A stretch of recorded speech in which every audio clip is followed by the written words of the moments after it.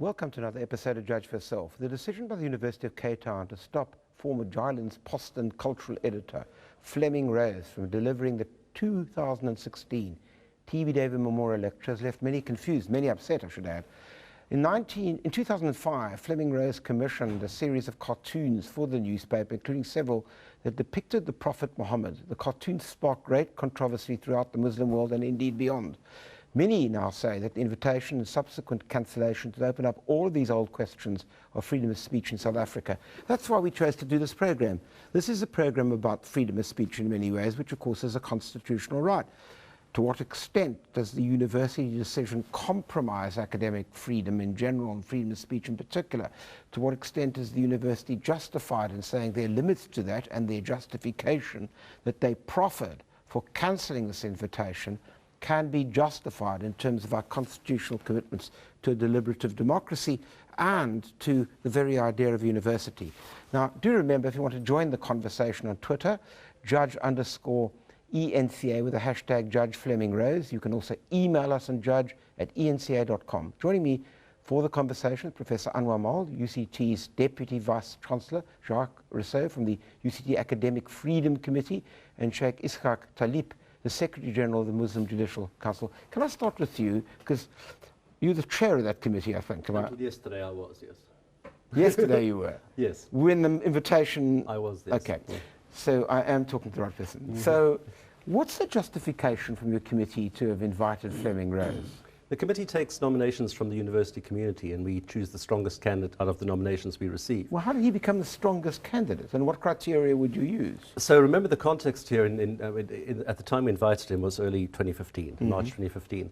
We've got these issues of visual representation going on campus with the Rhodes statue. We've also got Boko Haram and ISIS presenting threats to education worldwide. So in short, those two things made a person who had dealt with both of those aspects and experienced great controversy for doing so seemed like our best choice of the nominees we had. But that wasn't, say, in 2015, or was it there? It was, I suppose, there in 2015. But why would he have been the best choice when the year previously you'd invited Keenan Malak, who's a free speech fundamentalist, to put it mildly? Yeah, well, I mean, we need to Why would you use two? I don't understand. I mean, why two of the same kind? Right. One year after another. I mean, people are asking, as you know, a lot of critics have said, the university may be wrong, and I'm getting on to Professor Moller in a moment, I assure you, but you were wrong in the first place to have invited him. I'm very happy to engage with that conversation that we made the wrong choice, but it is a separate issue, as you know, from the disinvitation. Well, we'll come to that, but you say... Yeah. Carry on. To answer your question would require us to look at the other candidates who are nominated, and I mean, they're not part of the public record. But could I ask you this? Why do we have to be limited by the people who nominated? If you get a whole... I mean, if you nominated me, my cousin and my uncle, nobody would say it's anybody's good enough. Mm-hmm. Universities are consistently involved in evaluating the quality of people. That's what we do all the time. So why, I mean, there's so many famous people around, so many great names that cry out for an invitation. No, you're dead right. And I think one of the things the new committee will have to look at with urgency, that starts now in July, and whether I'm on it or not, will be to think about whether they should occasionally say that this slate is just not sufficient, right, okay. and choose somebody else. The university's justification, and it may be that I've got this wrong, but I'm relying on a letter of Dr. Price, the Vice-Chancellor, on the 12th of July 2016, in which he raises a number of issues: provoking conflict on campus, the security risks of presenting the lecture, and certainly bringing the speaker to deliver the TBD lecture in the current environment might retard rather than advance academic freedom on campus, which I take to mean all of the difficulties that universities around the country have faced since the Rhodes Must Fall protests. Yes. But how do you make that call? Right. It wasn't an easy decision. It was an agonizing decision, and we did a lot of homework. It was a management decision. The questions we asked firstly is, what did TB Daily stand for? And is this the right person to deliver the lecture?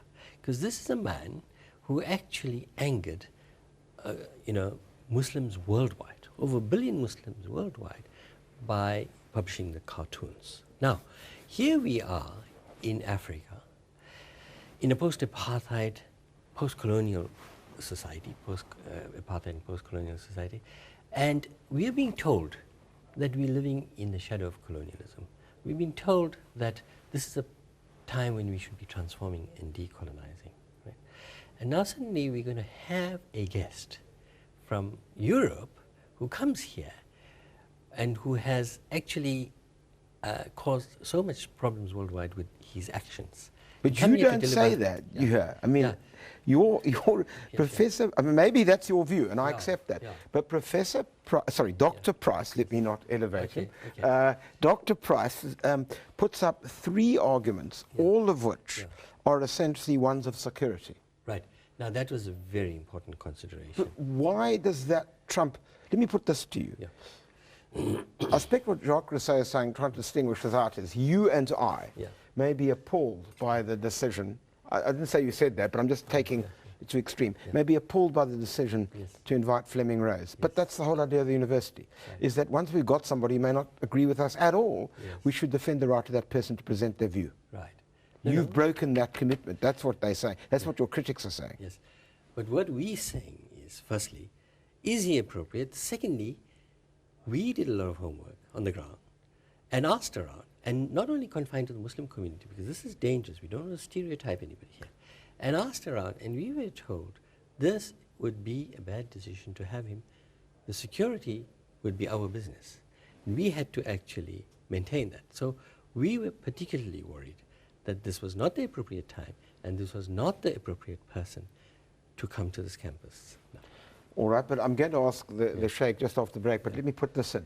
What would have happened if they'd invited someone like Richard Dawkins, and every Christian in the country was absolutely appalled by the idea that someone could give a lecture that God doesn't exist and there's a load of bunkum, and the Christian community had threatened you with all sorts of protests, or indeed, Christian donors had said no more money for the university. Would you, the point is, if you had, I mean, where do you draw the line here? I know. But you know, Dawkins would be different slightly because he's an academic. You and I may like it. No, he's an academic.